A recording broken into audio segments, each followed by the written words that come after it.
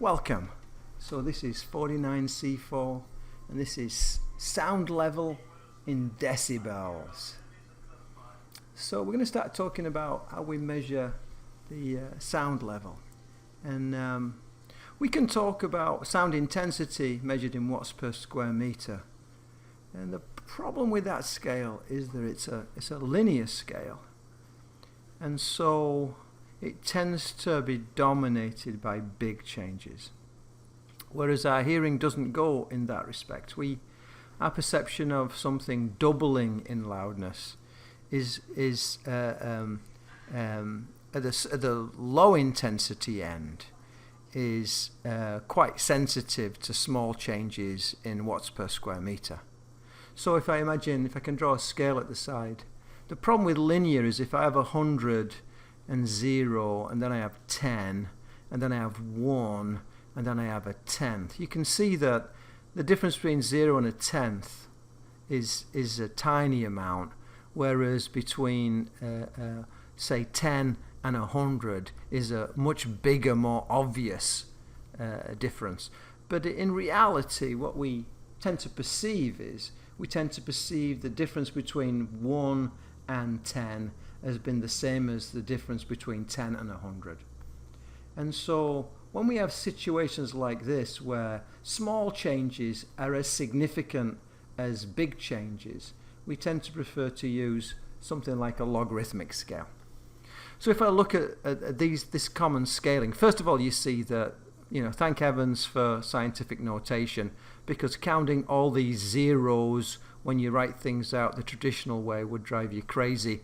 But I can see that that's 10 to the minus 12 and so on. So our hearing goes from very small amounts of power per square meter. 10 to the minus 12 is an amazingly small amount of power per square meter, and yet we can sense it, we can hear it. And we go with good performance all the way up to 1,000 watts per square meter. And all those ranges of different intensities are useful. And if we actually give examples like the rustling of leaves, if you're on a quiet day and you hear the rustling of leaves, that's about 10 to the minus 11 watts per square meter. A whisper would be 10 to the minus 9. Conversation in a home would be 10 to the minus 7. A vacuum cleaner in a room would be like 10 to the minus 5. Busy traffic, 10 to the minus 4. A power mower, 10 to the minus 2. If you go to a rock concert, depending on where you stand, of course, but that would be 10 to the 0. And then we have a jackhammer. If you're near a jackhammer, 10 to the 1. And then if you were very near a jet aeroplane, then 10 to the 3 watts per square meter. We prefer to talk about these things in terms of decibel, bell named after Alexander Graham Bell. And so, for example, if I take that same examples, the rustling of leaves would be 10 decibels, whereas a whisper would be 30 decibels. Conversation in a home would be 50 decibels. A vacuum cleaner, 70 decibels. Power mower, 100 decibels. Rock concert, 120 decibels. These are much more convenient numbers to work with, and so the profession, the industry, this area tends to work in decibels rather than watts per square meter.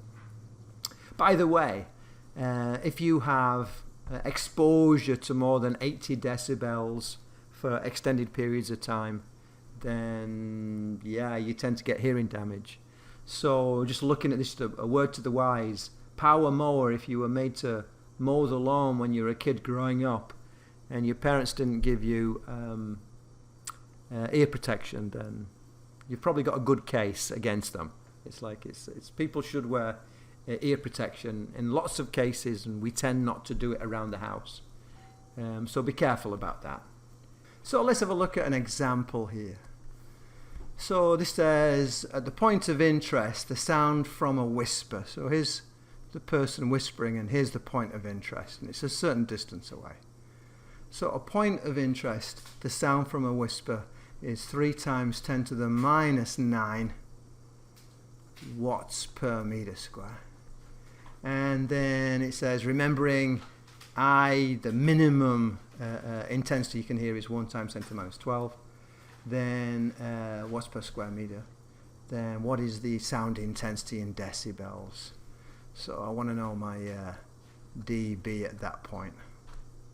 And yes, so I say, okay, well, my decibel is equal to 10 log, and it's I over I naught, which equals 10 log I over, and I naught, this is the minimum intensity that somebody can hear is 1 times 10 to the minus 12.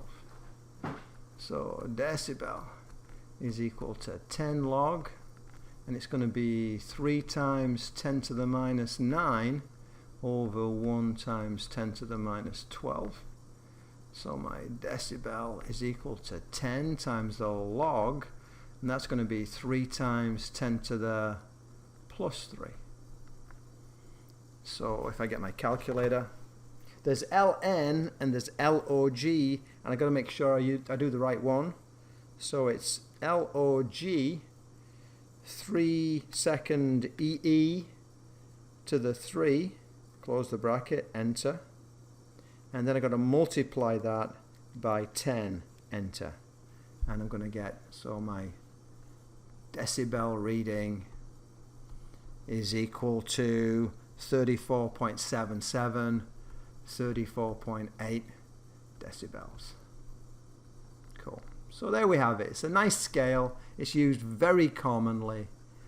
At first it seems a little bit uncomfortable because it's a log scale, but there are a fair number of times in physics and engineering when you want to use a log scale because small differences are just as significant as big differences.